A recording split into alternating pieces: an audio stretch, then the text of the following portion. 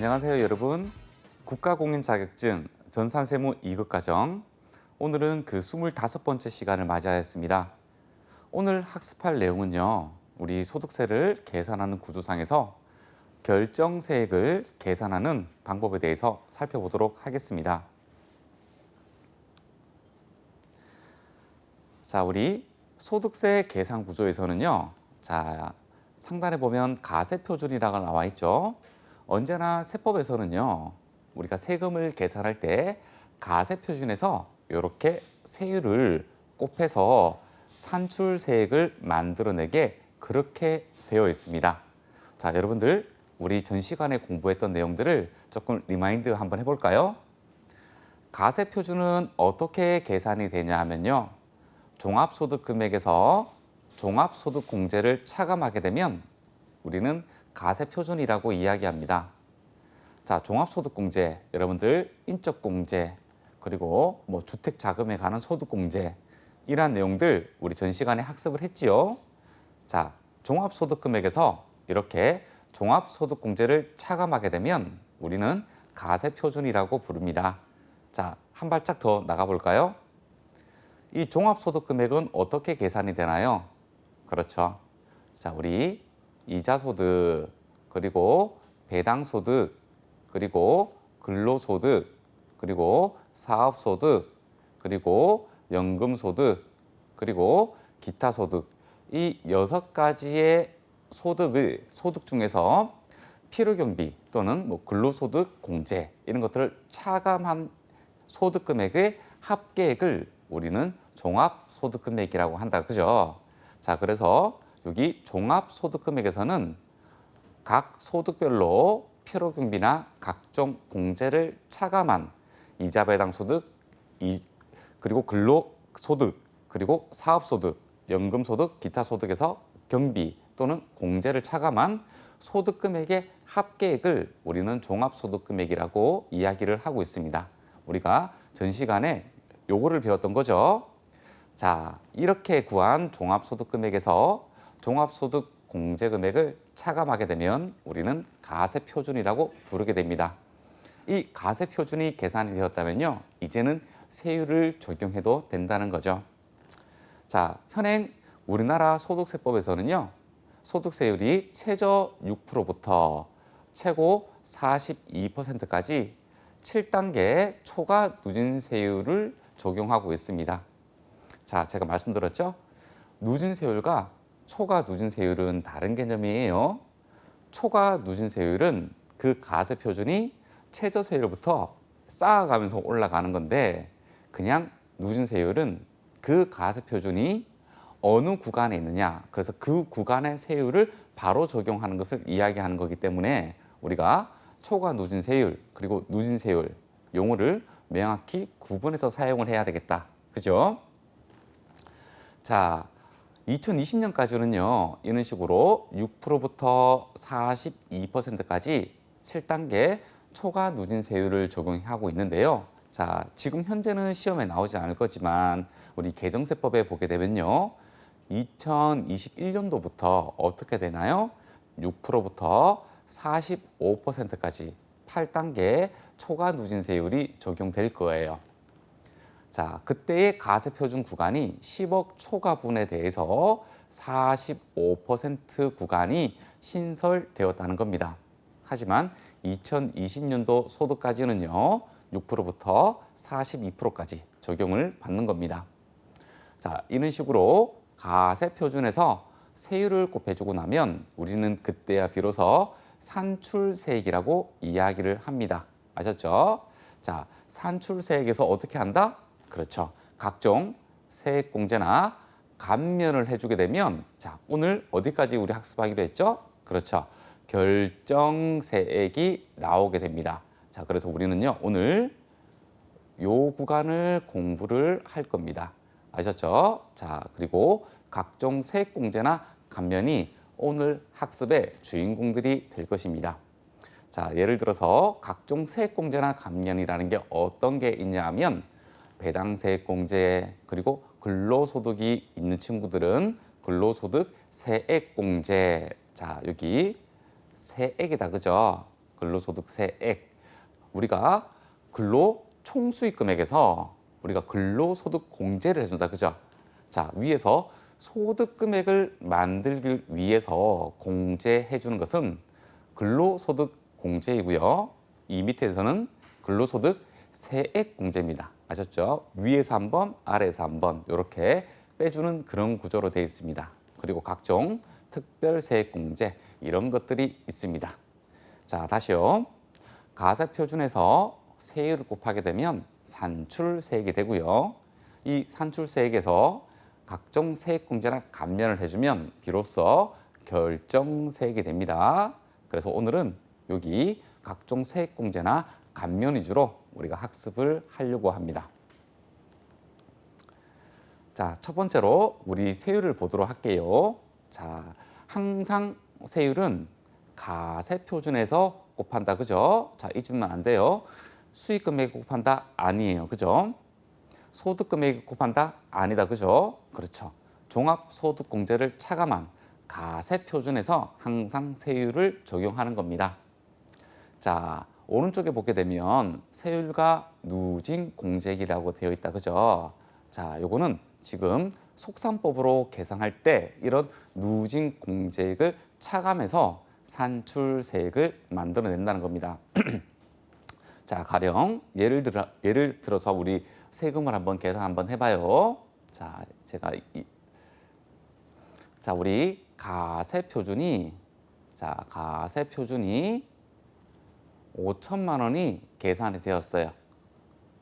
5천만 원. 그죠? 자, 그러면 이 5천만 원은 어떻게 되어야 되냐 하면요. 자, 1,200만 원 이하분은 6%잖아요.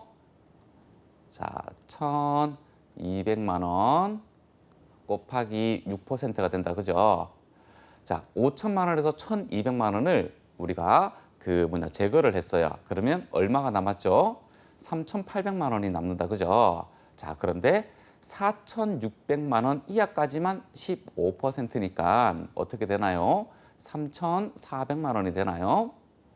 이렇게 네. 4,400만 원이 3,400만 원이네요. 요렇게 3,400만 원. 요렇게 합치면 4,600만 원까지니까 요거까지겠네요. 자, 곱하기 15%. 그리고 잔여 금액이 이제 400만 원 남았다. 그죠? 그러면 400만 원은 곱하기 여기 24%. 자, 원래는 이렇게 계산을 해줘야 됩니다. 아셨죠? 이게 초과 누진세율입니다. 가세표준이 5천만 원인데 우리가 그릇이 있다고 하면 어디서부터 채워진다고요? 그렇죠. 최저세율로부터 6%, 15%, 24% 이런 식으로 이제 물통을 채워 나가기 시작한다는 거죠. 자, 그래서 가세표준이 5천만 원이면 자, 6%, 15%, 24% 세율 적용되는 그 가세표준이 자, 요렇게 안분해서 요렇게 계산이 되어진다는 겁니다. 하지만 요렇게 계산하게 되면 조금 귀찮을 수 있잖아요. 그래서 우리가 속산법을 만들어서요. 자, 5천만 원이면 4,600만 원 초과해서 8,800만 원 이하 구간에 속하기 때문에 24% 구간에 해당된다. 그죠? 자, 그래서 5천만 원 곱하기 24% 세율을 적용하고요. 그리고 누진공제 522만 원을 차감하게 되면 우리는 산출세액이 이렇게 계산이 되는 거예요. 그래서 여러분들 이렇게 계산하는 것도 한번 해보시고 속산법으로도 한번 계산을 해보세요. 동일한 결과가 도출이 될 겁니다. 자, 언제나 이렇게 되는 거예요. 우리가 짧게 작성하기 위해서 제가 이렇게 작성했는데요. 자, 여기 구간에 해당되는 거는 1,200만 원 초과이면서 4,600만 원 이하. 아래 구간에서는 4,600만 원 초과이면서 8,800만 원 이하. 이거를 뜻하는 겁니다.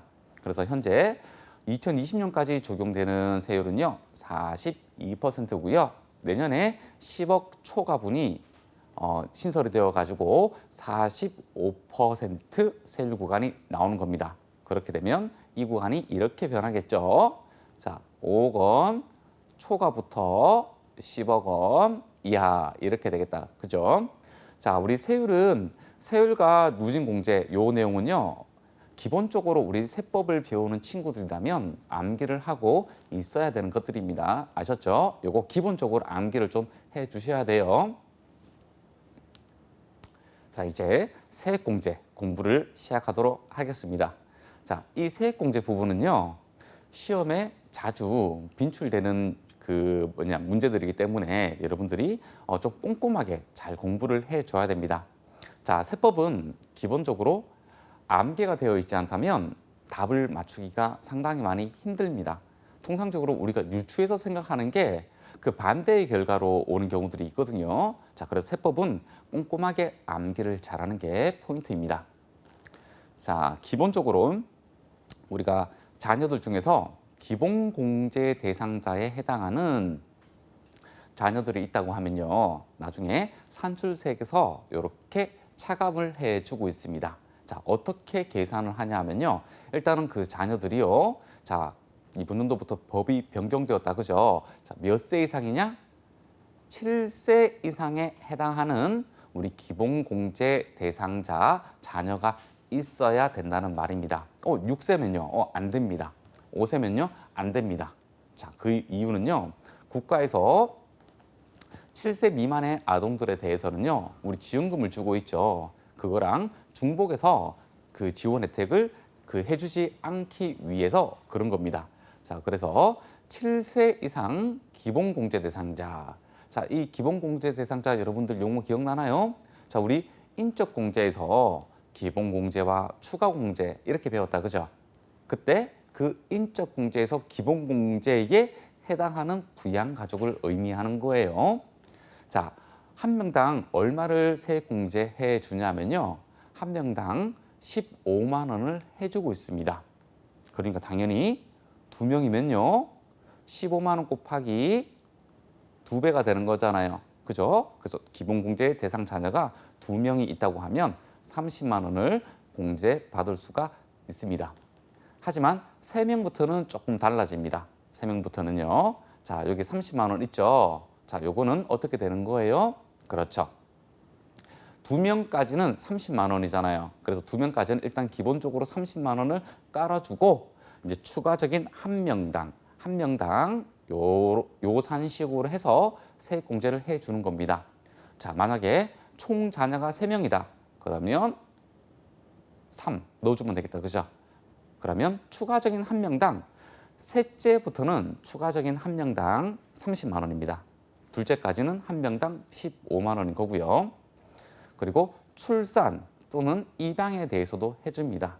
자, 요거는 첫째, 둘째, 셋째 각각 해주고 있는 거예요. 자, 요거 외워주셔야 됩니다. 30만 원, 50만 원, 70만 원 보니까 우리 20만 원씩 올라간다. 그죠?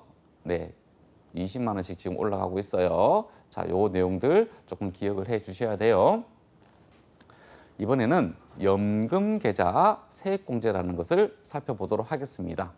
자, 이 연금계좌 세액공제는요. 우리가 금융기관에 세제 적격, 그러니까 세액공제를 적용받을 수 있는 연금 상품에 가입을 했을 때 세액공제를 받을 수가 있는 겁니다.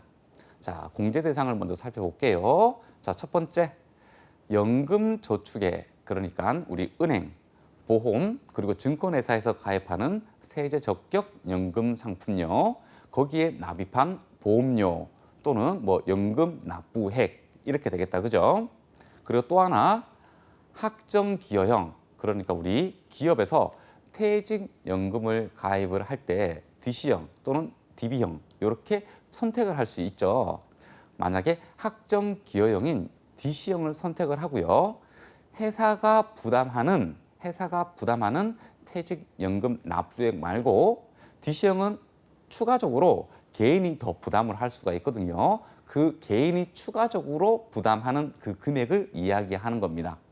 자, 또 하나, 개인형 퇴직연금이라고 해서요. 우리 은행에 가게 되면 IRP라는 퇴직계좌, 개인 퇴직계좌를 개설하는 경우가 있는데요. 이 IRP에 본인이 부담한 금액도 공제 대상에 해당이 된다는 겁니다. 자, 그렇다면 세액공제로 얼마만큼 공제를 해 줄 것인가? 자, 여러분들 주의해서 들어야 됩니다. 자, 총급여 기준 5,500만 원 이하입니다. 아셨죠? 그러니까 총급여는 우리 근로소득이 발생하시는 분들을 대상으로 하는 거다. 그죠? 자, 그래서 총급여가 5,500만 원 이하 또는 이 근로소득과 다른 사업소득 또는 우리 종합과세되는 이자 배당소득이 있다. 이 종합소득 금액 기준으로는 4천만 원 이하이게 되면요. 이 자기가 납부한 부담금의 15%를 공제를 해주고 있는 겁니다. 아셨죠? 자, 요거 기억해 줍니다. 총급여 5,500만 원 기준, 종합소득 금액 기준으로는 4천만 원 기준입니다. 자, 만약에 이 총급여 5,500만 원을 초과하거나 또는 종합소득 금액이 4천만 원 초과한다. 그러면 15%가 아니라 12%로 우리 세액공제를 받을 수가 있다는 말입니다. 아셨죠? 대신에 우리가 한없이 우리가 세액에서 공제해 주는 건 아니고요. 한도를 걸어놨습니다. 자, 이 한도를 적용할 때도 여러분들 금액을 좀 잘 봐주셔야 돼요. 총급여가 1억 2천만 원 이하 또는 종합소득 금액이 1억 원 이하게 되면 400만 원입니다. 400만 원. 아셨죠? 자, 지금 제가 이제 이 공식을 뜯어볼 건데요. 여러분들 한마디 한마디에 집중을 잘 해주셔야 돼요. 자, 큰 미니멈이 있고요. 작은 미니멈이 있어요. 자, 큰 미니멈은요. 작은 미니멈 금액에서 퇴직연금 납입액, 여기서 말하는 퇴직연금 납입액은요. 학정기여형 IRP 본인 부담금을 얘기하는 거예요. 이 연금계좌, 요 앞에 거는요. 일반적인 연금계좌를 얘기하는 거예요. 여기 연금저축에 대한 보험료 아셨죠? 요거를 의미하는 거예요. 그래서 세제 적격 연금 상품에 납입한 금액과 400만 원 중 작은 금액에다가 더하기 학정기여형 또는 IRP에 본인이 부담한 금액을 합친 금액과 700만 원 중 작은 금액에 이 공제율을 곱해주면 됩니다. 아셨죠? 자, 결국은 이 연금저축에 나입하는 보험료는 연간 400만 원을 넘어서는 금액에 대해서는요. 어떻게 되죠? 그렇죠. 세액공제 대상이 아니게 되는 거고요. 자, 이 학정기여형 그리고 IRP 같은 경우에는요. 연금저축 상품이 가입되어 있다면 이 퇴직연금 납입액은 300만 원 이상이 안 되고 만약에 이 연금저축이 없다 그러면 연간 700만 원까지 가능하다는 겁니다. 아셨죠? 자, 만약 총급여 또는 종합소득 금액 요건이 초과되었다. 그러면 연금저축에 나입한 보험료는요. 400만 원이 아니고 300만 원이 한도가 걸리게 됩니다. 아셨죠? 하지만 총 한도는 동일합니다. 어떤 내용인지 아셨죠? 그래서 여러분들이 이 금액 요건들을 좀 잘 기억을 해줘야 되는 거예요. 자, 요거는 시험에 잘 나오진 않는데요. 아, 이런 세액공제가 있구나라는 것을 살펴봐 주셔야 됩니다. 자, 배당세액공제예요. 배당세액공제. 왠지 어떤 배당을 받았을 때 이런 세액공제 혜택을 받을 수가 있겠다. 그죠? 맞습니다. 우리가 배당소득에 배당 가산액을 합산하는 경우에는요. 이 배당 가산액을요. 배당세액공제에 적용할 수 있습니다. 자, 요거 산식이 있는데요. 여러분들께서 지금 우리 전산세무 2급 과정에서는 그런 산식까지는 풀이하거나 그런 것들이 안 나오기 때문에 암기하지 않으셔도 됩니다. 자, 여러분들이 요 의미를 좀 알아줬으면 좋겠어요. 자, 배당소득에 배당 가산액을 합산한다는 말이 어떤 의미냐 하면요. 자, 우리 금융소득은 어떻게 가세를 하고 있죠? 2천만 원 이하분, 2천만 원 초과분 달리 가세를 하고 있다. 그죠? 자, 이하분은 분리 가세를 함으로써 납세 의무가 종결이 됩니다. 하지만 2천만 원 초과분에 대해서는요. 다른 소득 금액하고 합쳐 가지고 다시 종합소득세 산식에 넣어 줘야 됩니다. 그죠? 이 배당 가산액을 합산하려면 기본적으로 이자 배당 이 금융소득이 2천만 원을 초과를 해야 된다는 겁니다. 아셨죠? 자, 그래서 종합가세되는 이런 배당 소득이 있어야지만 배당세액공제가 적용되구나. 여기까지만 알아주시면 됩니다. 기장세액공제는요. 간편장부 대상자가 그러니까 영세한 사업자가 사용하는 우리 가계부 형식의 우리 장부 이 간편장부 대상자가 복식부기에 따라서 장부를 작성하게 되면요. 100만 원을 한도로 해서요. 우리 사업소득과 관련된 산출세액의 이 20%를 기장세액 공제해주고 있습니다. 자, 사업소득 산출세액의 20%, 결정세액의 20%가 아니고 산출세액의 20%. 한도는 100만 원 이렇게 기억을 해주면 되겠다. 그죠? 외국납부세액 공제는요. 외국에서 납부한 세액이 있을 때 그때 이중과세 조정을 하기 위해서 외국납부세액 공제를 하고 있습니다. 자, 예를 들어서 제가 2020년도에 1월부터 6월 달까지는 외국 회사에서 그러니까 외국에서 회사를 다닌 거죠. 그래서 그 6개월은 외국 세법에 따라서 우리 원천징수라든가 뭐 이런 것들을 했겠죠. 그래서 그 나라에 세금 납부를 하고 제가 다시 7월 달에 입사를 우리나라에서 해가지고 국외소득, 국내소득이 함께 생겼는데 지금 제가 우리나라에서 주민등록 주민 주소를 두고 그리고 일을 하기 때문에 거주자로 판단되겠다. 그죠? 그러면 국내외 소득에 대해서 합산해서 신고를 해야 되는데 우리 결정세액 다음에 또 차감하는 게 있습니다. 그걸 기납부세액이라고 하거든요. 그런데 그 기납부세액을 적용하기 전에 그죠? 이거 외국에서 납부한 세액은 세액공제 형식으로 차감을 해주고 있습니다. 그래야지 우리가 동일한 세금에 2번 세금 납부를 하지 않게 되는 거잖아요. 그죠? 자, 그래서 그렇구나. 외국에서 벌어들인 소득에 대해서 외국에서 소득세를 납부를 하였다면 국내에서는 세액공제를 해줌으로써 이중과세를 하지 않게끔 해주는구나. 이렇게 이해를 해주시면 될 것 같아요. 재해손실 세액공제입니다. 자, 요거는 기본적으로 사업소득에서 발생하는 것들입니다. 자, 어떤 건지 한번 보도록 할게요. 자, 재해상실 비율이라는 게 있어요. 자, 우리가 보상이나 이런 것들을 전문적으로 취급하는 전문가분들이 계시죠.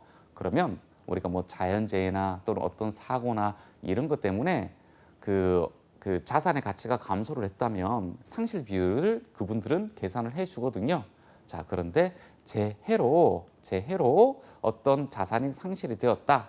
근데 그 자산 총액의 20% 이상 재해 상실 비율이 나와야 된다는 겁니다.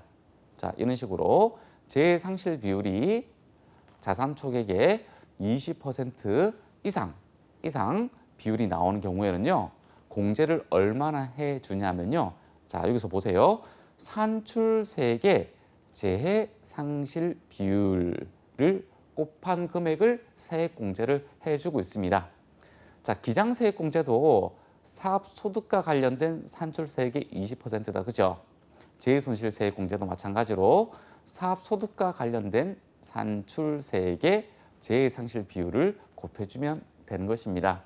그런데 한없이 해주는 것이 아니라 재해상실 자산가액을 한도로 그러니까 피해 입은 금액을 넘어서까지는 공제해주지 않겠다라는 겁니다. 자, 우리 산출세액에서 이런 비율을 곱해준다는 거 여러분들이 기억을 해주면 좋을 것 같아요. 자, 근로소득 세액공제인데요. 자, 요 밑에 한도액이 살짝 걸렸는데요. 중요하진 않습니다. 자, 우리 총급여 있죠. 총급여 구간별로 한도를 적용해 주고 있거든요. 자, 근로소득이 만약에 있다고 하면요. 별도의 신청을 하지 않더라도 자동으로 적용이 되는 것들입니다. 얼마만큼 공제를 해 주냐면요. 근로소득과 관련된 산출세액의 55%, 30% 이렇게 공제를 해주고 있습니다. 이렇게 공제를 해주고 총급여 구간별 한도 금액과 비교를 해서 작은 금액을 우리가 세액 공제를 해주겠죠. 자, 제가 이런 말들을 계속 썼던 것 같아요. 사업소득과 관련된 산출세액, 근로소득과 관련된 산출세액. 자, 요거 우리 안분해 가지고 생각을 한번 해보도록 할게요. 자, 요렇게 나왔어요. 자, 종합 소득에 대한 산출세액이 자, 100만 원이 나왔습니다. 종합소득 가세표준에서 세율을 곱해서 그 만들어낸 산출세액이 100만 원이 나왔습니다. 자, 그런데 여기서 사업소득도 있었고요. 근로소득도 있었어요. 자, 이 종합소득을 계산하는 데 있어 가지고요. 종합소득 금액이 만약에 1,000만 원이 있었거든요. 그런데 이 1,000만 원 중에서 사업소득이 600만 원이었고요. 그리고 근로소득이 400만 원이었어요. 그래서 이 두 개를 합치면 1,000만 원인데 이 1,000만 원에 대한 세금이 100만 원이었습니다. 자, 그렇다면 사업소득은 60%를 차지를 하죠. 그리고 근로소득은 40%를 차지를 하죠. 여기서 말하는 사업소득과 관련된 산출세액은요. 100만 원에다가 이 60%를 곱하면 되겠다. 그죠? 그러면 사업소득과 관련된 산출세액은 60만 원. 그리고 근로소득과 관련된 산출세액은 40만 원. 이렇게 되겠습니다. 그죠? 자, 여러분들 중요한 문제는 아닌데요. 한 번씩 이따금씩 시험 문제에 나올 때가 있거든요. 그런데 암기하기도 편하고 그렇게 이렇게 꼼꼼하게 암기할 요소는 크게 없는 것 같아요. 한번 쓱쓱 주의 깊게 보게 되면 여러분들 머릿속에 기억이 날 거니까요. 지금 한번 딱 주의 깊게 보시고 시험장 들어가기 전 한번 보시고 이렇게 하시면 문제 푸시는데 크게 문제는 없으실 겁니다. 이제부터는 조금 중요한 세액 공제를 공부를 한번 해보도록 할게요. 자, 첫 번째, 보장성 보험료 세액 공제입니다. 자, 보장성이라고 돼 있다, 그죠? 자, 어떤 거냐면요. 자, 보험료기 때문에 우리가 어떤 보험을 가입을 했나 봐요. 자, 우리 뭐 땡땡생명, 뭐 땡땡 손해보험, 뭐 이런 식으로 보험회사들이 있잖아요. 자, 그때 그 보험회사에 보장을 받을 목적으로, 자, 이 보장을 받을 목적이라고 하면 내가 다치거나 또는 내가 죽거나 내가 타고 다니는 자동차로 인해서 사고가 났거나 그런 것들을 대비하기 위해서 내는 보험료를 우리는 보장성 보험료라고 이야기를 합니다. 자, 돈을 모으기 위한 목적으로 가입을 했다면 상반되는 개념으로 저축성 보험이라는 게 있겠지요. 자, 이런 내가 보장을 받기 위하여 가입한 보험 상품에다가 납부한 보험료에 대해서 세액 공제를 해주겠다고 하는 겁니다. 자, 그런데 이 공제 대상을 잘 외우셔야 됩니다. 아셨죠?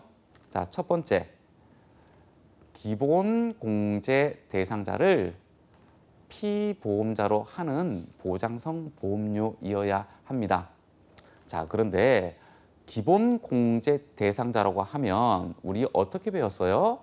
자, 연령 요건이에요. 자, 위로는 60세, 아래로는 20세, 배우자는 연령 관계없고 장애인도 연령 관계없고 하지만 모두 다 소득 금액은 100만 원 이하의 소득 금액 요건을 충족해야 되고 그래서 연령 요건, 소득 금액 요건을 충족하게 되면 우리는 인적 공제를 적용할 수 있는 기본 공제 대상자라고 이야기합니다. 아셨죠? 자, 이렇게 보장성 보험료 세액 공제는요.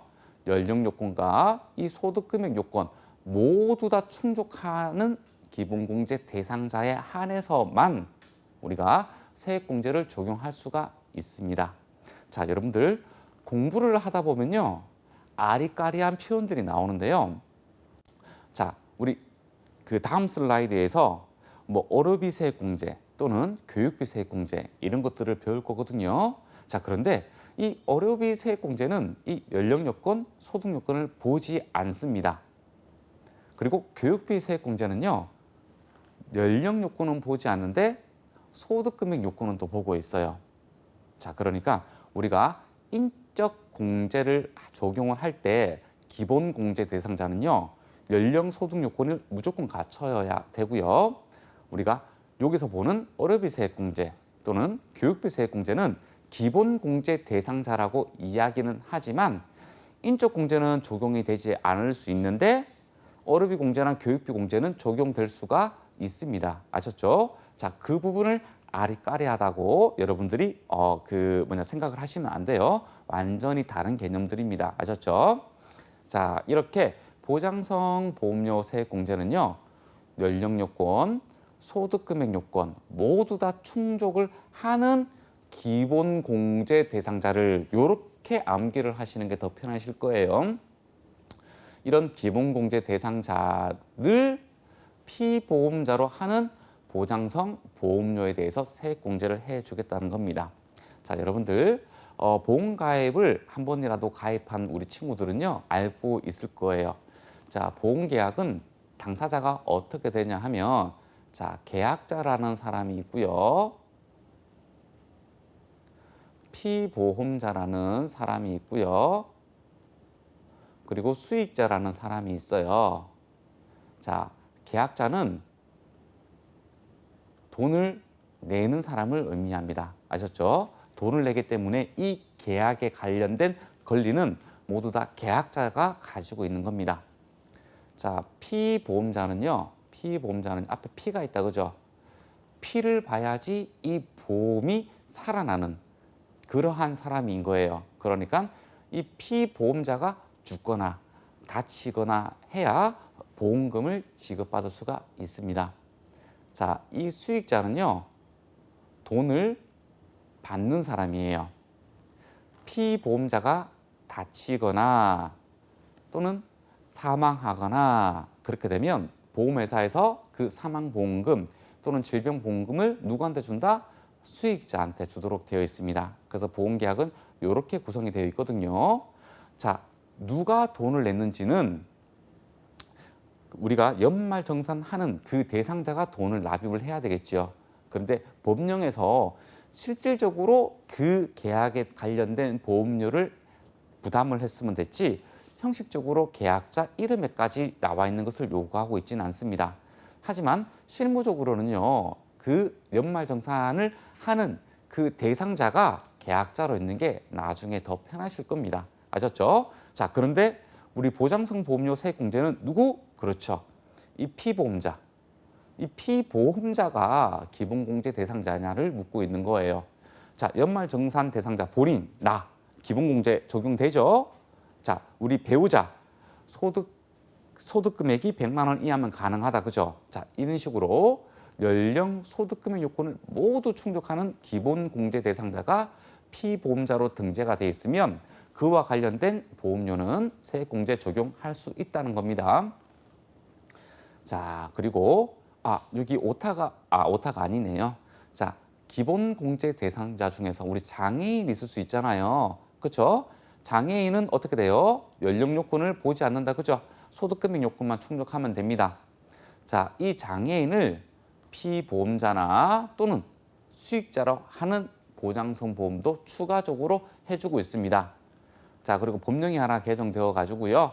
자, 보증 대상 3억 원 이하의 주택 임차 보증금, 반환 보증보험료, 그러니까 우리 주택 임차 보증금, 전세금이라든가 이런 것들 있죠. 그런 것들을 보장받기 위한 보험료도 보장성 보험료 세액공제에 넣어주겠다라는 겁니다. 자, 그래서 여러분들 이 공제 대상을 깨끗하게 암기를 해 주셔야 됩니다. 그래야지 문제를 헷갈리지 않고 제대로 문제를 풀 수가 있습니다.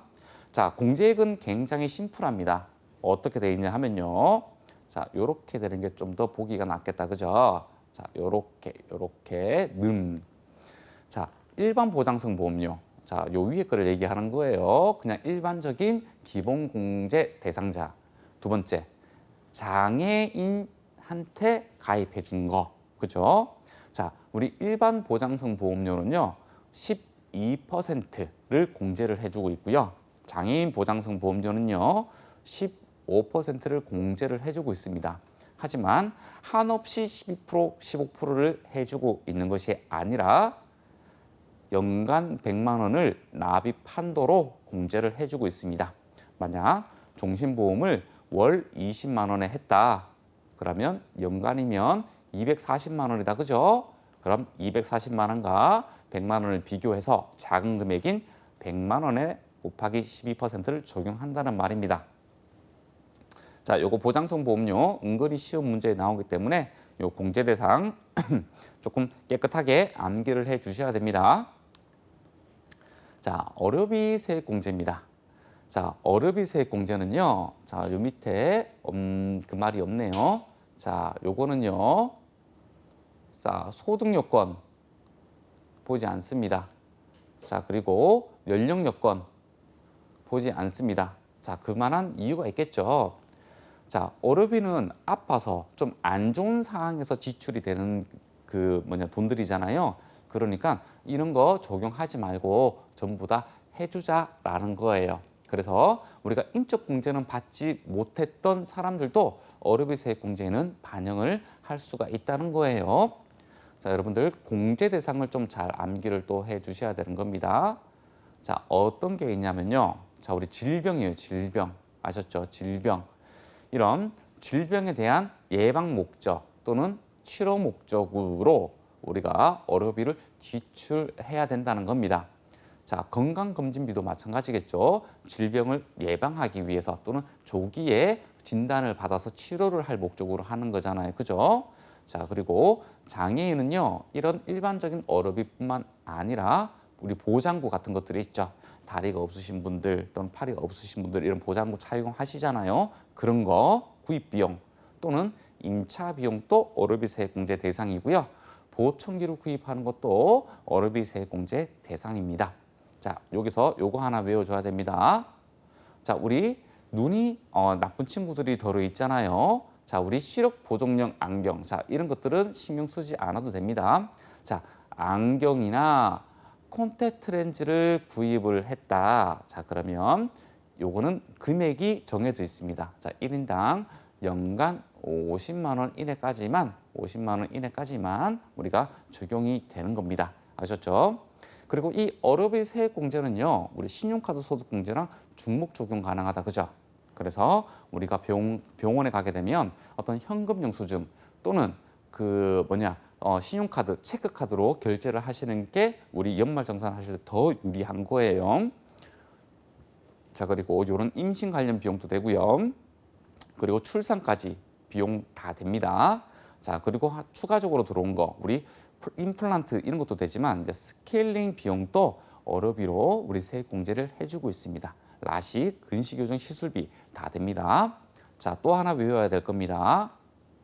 산후조리원 비용도 어렵이 세액 공제 넣을 수 있습니다. 우리 그전까지는 우리 어렵이 세액 공제 대상이 아니었다. 그죠? 자, 그런데 이 산후조리원 비용도 우리 세액 공제를 받을 수가 있는 겁니다. 자, 출산 1회당 200만 원 한도입니다. 금액은 조금 작아요. 자, 우리 산후조리원 비용 우리 천차만별이다. 그죠? 굉장히 비싼 곳도 있냐 하면 조금 저렴한데 웬만하면 200만 원을 전부 다 넘게 지출을 하는 것 같더라고요. 자, 그런데 요거 200만 원 한도입니다. 자, 시험 문제에서 출제할 때 가장 좋은 게 뭐냐면 한도를 물어보는 것입니다. 아셨죠? 그 한도를 왜 물어보냐면요. 나중에 실무 적용할 때 여러분들이 실무상에서 틀리는 것을 잡아내는 겁니다. 만약에 이 출산 1회당 200만 원 한도인데 1000만 원을 썼다고 한번 가정해 봐요. 자, 여기에서 15%를 곱하게 되면 공제액이 너무 커져 버리잖아요. 그럼 그 연말정산 대상자는 어떻게 되죠? 그렇죠. 너무 많이 환급받거나 또는 세액을 적게 납부를 하는 문제점이 발생한다. 그죠? 그렇게 되면 적발되게 되면 해당되는 부족한 본세에다가 그리고 가산세까지 이렇게 달라붙잖아요. 자, 그래서 실무상에서 실수를 하지 않으려면 이런 한도가 걸린 것들은 여러분들이 올바르게 잘 알고 있어야 됩니다. 그리고 이 산후조리원 비용은 총급여가 7천만 원 이하자들만 가능한 거예요. 아셨죠? 총급여가 7천만 원 이하인 근로자들만 가능한 거예요. 자, 어렵이세액공제는요, 기본적으로 근로자만 적용 가능해요. 그런데 사업소득자 중에서 성실사업자도 적용 가능합니다. 자, 우리 앞서 배웠던 이 보장성보험료 세액공제는요, 무조건 근로소득이 있어야지만 보장성보험료 세액공제 적용한데, 어렵이 세액공제는 근로자 그리고 성실사업자만 해당이 되는 겁니다. 자, 또 하나 외워야 될 거 대상제외입니다. 자, 국외에서 쓴 거는 공제해주지 않습니다. 근데 교육비는 국외 거도 인정을 해줍니다. 그 말이 뭐냐면 그 의료시설은 아마 국내가 더 좋다고 생각을 하는 것 같아요. 그리고 교육은 국외, 뭐 미국이나 이런 나라가 더 좋다고 생각을 하는 것 같아요. 진짜라는 게 아니고 암기를 그렇게 하라는 얘기예요. 아셨죠? 네, 우리나라 의료시설 굉장히 좋잖아요. 그죠? 자, 의료비 세액공제는요, 국외에서 지출한 의료비는 안 됩니다. 아셨죠? 자, 우리 건강 증진을 위한 것들 있죠. 보약 또는 우리 뭐 여러 가지 그 건강 보조제들 있죠. 그런 것들은 안 돼요. 그리고 미용 목적 성형 수술비 뭐 이런 것들도 안 됩니다. 간병 비용 애석하게도 안 돼요. 아셨죠? 자, 이런 식으로 질병 예방에 돈을 썼는데 만약에 어떤 보험회사에 실손 의료보험금이 있어가지고요. 자, 우리 그거 있죠. 자, 병원에 가서 우리가 병원 치료를 받고 결제를 해줬어요. 그런 다음에 그 영수증을 보험회사에다가 제출을 하게 되면 우리 실비보험금을 받을 수 있잖아요. 그 실비보험금으로 보전받은 금액은 차감을 해줘야 됩니다. 아셨죠? 자, 요게 추가적으로 하나 더 들어간 내용입니다. 자, 공제대상, 대상제외 잘 외워주셔야 됩니다. 자, 공제금액은요, 자, 요렇게 하면 됩니다. 자, 기본적으로 15%를 공제해 주는데요. 난임 시술비는 20% 해주고 있습니다. 구분을 해야 되겠다, 그죠? 자, 여기서 자, 1번 금액과 2번 금액을 합한 금액의 15%, 20% 해준다는 겁니다. 자, 1번 구간에 들어가는 거는요. 자, 본인한테, 연말정산 대상자 본인한테 지출한 의료비 또는 65세 이상 장애인 그리고 중증질환자 난임 시술비로 지출한 의료비는 1번 구간에 들어가는 거예요. 자, 2번 구간은요. 이렇게 됩니다. 자, 1번 의료비를 제외한 의료비는요. 이 2번 의료비에 전부 다 모이게 됩니다. 그리고 나서 총급여 3%를 차감한 금액과 700만 원을 비교를 해서 여기 2번 구간에 들어가는 거예요. 아셨죠? 자, 이렇게 의료비 세액공제를 받는데요. 여기 공제 대상, 대상 제외 여러분들 잘 기억을 해줘야 됩니다. 자, 교육비 세액공제입니다. 자, 교육비 세액공제도요. 자, 기본적으로 근로소득이 있어야 되고요. 그리고 성실사업자도 가능합니다. 자, 여기서는요. 연령 요건은 보지 않습니다. 자, 그렇다면 소득 금액 요건만 충족하면 가능하다는 겁니다. 어떻게 해요? 100만 원 이하요. 자, 왜 이 연령 요건을 보지 않냐면요. 대학생들 같은 경우에는 20살 넘을 때가 있잖아요.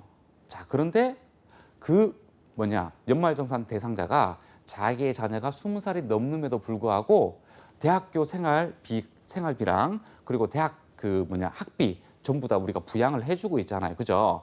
그래서 기본적으로 인적 공제는 적용해 주진 않지만 교육비 세액 공제는 적용을 해주고 있는 겁니다.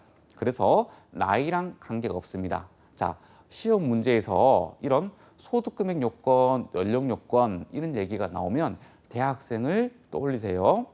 내 자녀가 대학생이라면 20살이 넘는 대학생이라면 인적 공제는 반영할 수는 없지만 교육비 세액공제는 적용받을 수 있겠구나. 이렇게 생각을 해주면 됩니다. 자, 기본적으로 이 말이 다 따로 나오죠. 기본공제 대상자, 그죠? 자, 그런데 어떤 거요?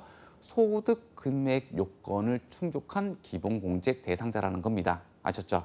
그러니까 인적공제가 적용되지 않더라도 우리가 실무 공부를 할 때 배울 거지만 그 리스트에는 반영을 해놔야 된다는 겁니다. 아셨죠? 제가 실무편에서 한 번 더 우리 인적공제를 적용하는 데 있어가지고 이야기를 드리도록 할게요. 자, 그리고 어떤 게 되냐면요. 자, 어린이집 됩니다. 유치원 됩니다. 초등학교, 중학교, 고등학교, 대학교 다 됩니다. 하지만 국외 교육기관의 교육비 안 됩니다. 다시요. 아까 전에 제가 어떻게 얘기했죠? 어료비는 국외건 안 되고 교육비는 된다고 했다, 그죠? 자, 제가 말을 잠시 실수했네요. 자, 국외 교육비 가능합니다. 자, 제가 요 말을 하려고 하면서 말이 꼬였네요. 자, 근로자 본인의 대학원 있죠? 자, 여기에서 보면 대학원은 안 돼요. 아셨죠? 대학원은 자녀들이라도 자기 돈으로 다니셔야 돼요. 그리고 지금 대학원에 가시게 되면 웬만하면 장학금들이 잘 나오기 때문에 학비를 납부를 하지 않는 경우들이 더러 많거든요. 자, 대학원은 근로자 본인 것만 가능합니다. 부양가족권은 안 됩니다. 아셨죠? 자, 그래서 대학교 국외교육까지만 나와 있는 거예요. 자, 우리 취약전 아동, 그러니까 초등학교에 들어가지 않은 우리 어린이 얘기한다, 그죠? 자, 우리 그 초등학교에 들어가지 않다면 유치원을 다니고 있다, 그죠? 그 유치원 끝나면 어디로 가죠? 태권도장, 피아노 이런 학원들에 가잖아요. 자, 그런 교육비를 이야기하는 겁니다. 됩니다. 아셨죠? 하지만 초등학생이 피아노 학원 다닌다, 그리고 태권도장에 다닌다 이런 거 안 됩니다. 아셨죠? 이런 학원 교육비는 초등학교를 들어가기 전 취약전 우리 어린이에 한해서만 가능한 거예요. 자, 그리고 초중고 대학교, 대학교는 뭐 방과 후 수업 같은 게 없으니까 초중고 방과 후 수업료 그리고 교재 구입비 이런 것들도 대상이고요. 자, 요거 외워주셔야 됩니다. 중고등학생의 어떤 비용요? 교복입니다. 교복. 아셨죠? 교복. 자, 요거 1인당 50만 원입니다. 50만 원. 하지만 초등학교는 안 돼요. 초등학교가 교복을 입는 학교라면 아주 그 학비도 많이 비싸고 그런 걸로 치부를 좀 하거든요. 그래서 초등학교는 제외되고 우리가 중고등학교는 일반화돼 있잖아요, 그죠? 그래서 중고등학교의 교복 구입 비용입니다. 요거 1인당 50만 원입니다. 그리고 교복 구입 비용은 신용카드 소득 공제하고 중복에서 적용 가능합니다. 취약전 아동의 학원 교육비도 신용카드 소득 공제와 중복 적용 가능합니다. 이런 것들은 반드시 카드를 사용하시는 게 훨씬 더 연말정산할 때 이득이 됩니다. 자, 그리고 학자금 대출의 원리금 상환액도 특이하게 공제해주고 있습니다. 그리고 초중고에 우리 어디 가죠? 수련 활동도 가고 수학여행도 가고 현장 체험 학습도 갑니다. 이런 현장 체험 학습 요거 인당 30만 원 한도로 해주고 있습니다. 자, 한도 걸린 것들 여러분들 잘 기억을 해줘야 됩니다. 자, 마지막으로 자, 직계 존속의 장애인 특수교육비입니다. 기본적으로 교육비는요, 직계 존속은 제외합니다. 이것도 조금 불만이 좀 있는데요. 자, 부모님들이 뭐 노인대학을 가시거나 그런 것들 있잖아요. 그런 것들 전혀 교육비 공제가 안 됩니다. 아셨죠? 밑으로는 가능한데 위로는 안 됩니다. 그래서 기본적으로 어머님, 아버님의 이렇게 대학교 가시고 이런 거 안 됩니다. 그런데 장애인 특수교육비는 우리가 공제 대상에 해당됩니다. 자, 요거 구분을 해가지고 암기를 해 주셔야 되는 부분이에요. 자, 대상 제외입니다. 자, 어떤 것들은 교육비 세액 공제를 받지 못하느냐? 자, 소득세, 증여세가 비과세되는 학자금입니다. 자, 그 말이 뭐냐면 우리가 회사에서 근로소득 범위에 포함되지 않는 학자금으로 학교를 다닐 수 있거든요. 자, 소득세가 과세가 되지 않았기 때문에 교육비 세액 공제도 적용하지 않습니다. 그래야지 공평하죠. 자, 내가 가세된 재원으로 교육비를 냈습니다. 그럼 당연히 세액공제가 적용돼야 되겠죠. 가세가 되었으면 혜택을 받는다. 가세가 되지 않았으면 혜택을 받지 못한다. 이런 형평성 논리, 그거 생각을 해 주셔야 됩니다. 두 번째, 학자금 대출을 받아서 지급하는 교육비 안 됩니다. 왜요? 학자금 대출 원리금 상환액을 교육비 세액공제를 적용받을 수 있기 때문에 그렇습니다. 자, 그리고 국외 어학연수기간. 자, 우리가 어떤 미국이나 또는 캐나다나 이런 그 대학교를 다니기 위해서 우리가 유학을 간다. 그러면 어떤 코스를 먼저 받죠? 그렇죠. 랭귀지 스쿨을 먼저 밟잖아요. 자, 거기에 들어가는 걸 얘기하는 겁니다.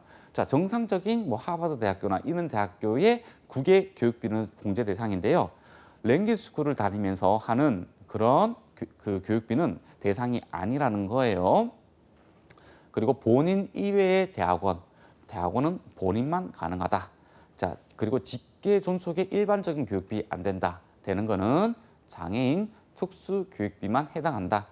꽤 외울 거 많습니다. 자, 꼼꼼하게 외우셔야 되는 거예요. 자주 보면 눈에 익어서 암기가 될 겁니다. 아셨죠? 자, 그렇다면 이 교육비 세액공제는 얼마만큼 해줄 것이냐? 네, 15%를 해주고 있습니다. 알겠죠? 자, 한도가 있는데요. 실제로 지출한 교육비랑 그리고 아래에 요 한대역하고 비교를 해서 작은 금액을 세액공제를 해주고 있습니다. 자, 연말정산 대상자 본인은요, 한도 없이 전액 공제를 받을 수가 있습니다. 하지만 내가 부양을 하고 있는 기본공제 대상자는요, 자, 요거는 알죠? 자, 취약전 아동 초, 중, 고는 1인당 300만 원입니다. 하지만 자, 교복을 70만 원에 구입했다. 다른 교육비가 300만 원 나왔다. 370만 원 하면 안 되겠다. 그죠? 350만 원과 300만 원을 비교를 해야 된다는 겁니다. 아셨죠? 요 한도 금액은 요 금액 이상으로 여기 교육비 지출에 넣으면 안 되는 겁니다. 아셨죠? 하지만 대학생은 학비 많이 비싸잖아요. 1인당 900만 원. 그리고 장애인 특수교육비는 직계 존비속을 가리지 않고 전액 해주고 있습니다. 자, 기부금 세액공제인데요. 자, 여러분들한테 필요한 것들만 얘기해 줄게요. 여러분들이 기부금 세액공제 계산 산식을 외우는 일은 없었으면 좋겠습니다. 시험 문제에 나오지 않아요. 자, 그래서 공제 대상 이런 것들을 외워야 됩니다. 아셨죠? 자, 기부금 세액공제도 연령 요건을 적용하지 않습니다. 소득금액 요건만 해당이 되면 됩니다. 그래서 연말정산 대상자 본인이 납부한 거 그리고 기본공제 대상자가 지출한 기부금 모두 다 가능합니다. 자, 동창회비 뭐 이런 것들은 제외가 됩니다. 자, 그리고 법정기부금, 우리 사주조합, 지정기부금 이렇게 기부금을 구분을 해가지고 세액공제를 해주고 있거든요. 그래서 법정기부금은 어떤 것들이 있는지 제가 중요한 거는 제가 색깔을 넣어놨어요. 이렇게 독립기념관, 대한적집사사, 정치자금 기부금. 자, 색깔이 들어가 있는 것 위주로만 외우시면 됩니다. 아셨죠?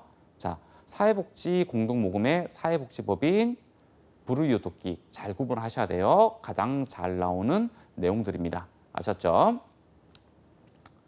자, 뭐 이런 식으로 하고 있는데요. 아, 15%구나. 그리고 1,000만 원 초과분은 30%구나. 요까지만 암기를 해주시면 됩니다. 자, 기타 세액공제를 볼 건데요.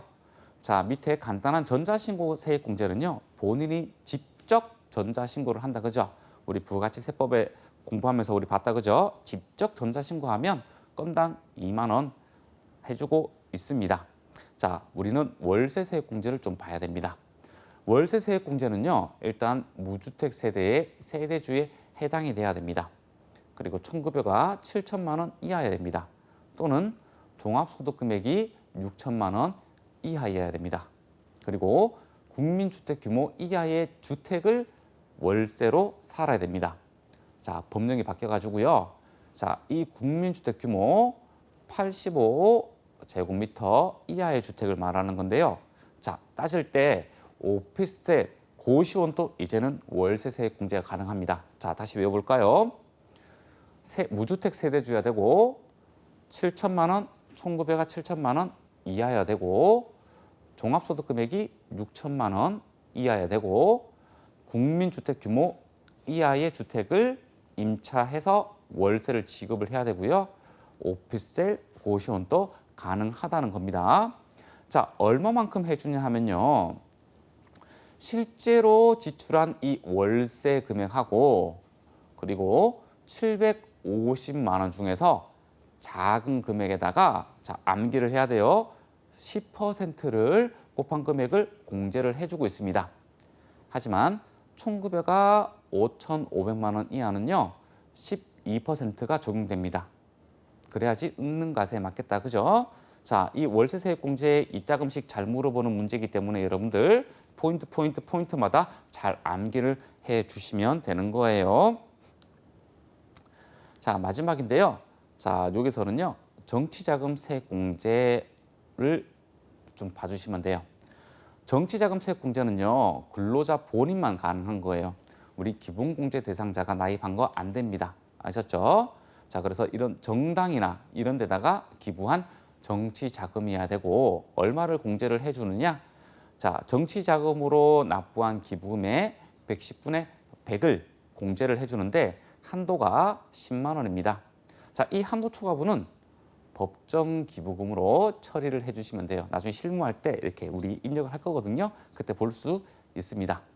자, 성실사업자, 우리 어업이 교육비, 월세세액 공제 할 수 있습니다. 자, 표준세액 공제라는 게 있는데요. 자, 근로소득이 있으면 13만 원, 성실사업자 12만 원, 그 외의 경우는 7만 원이 있는데 잘 물어보지는 않습니다. 자, 정치자금 세액 공제는 여러분들이 기억을 좀 해주셔야 돼요. 자, 오늘 우리 결정세액 계산하는 거 공부를 해봤는데요. 꼼꼼하게 암기해야 되는 것들이 좀 많이 있죠. 자, 여러분들 세법은 암기를 잘 하셔야 돼요. 그래야지 문제를 풀 수가 있는 거예요. 자, 중요한 내용들 다 말씀을 드렸는데요. 자, 여러분들 합격하는 공부가 되기를 바라겠습니다. 오늘 또 수고 많으셨습니다.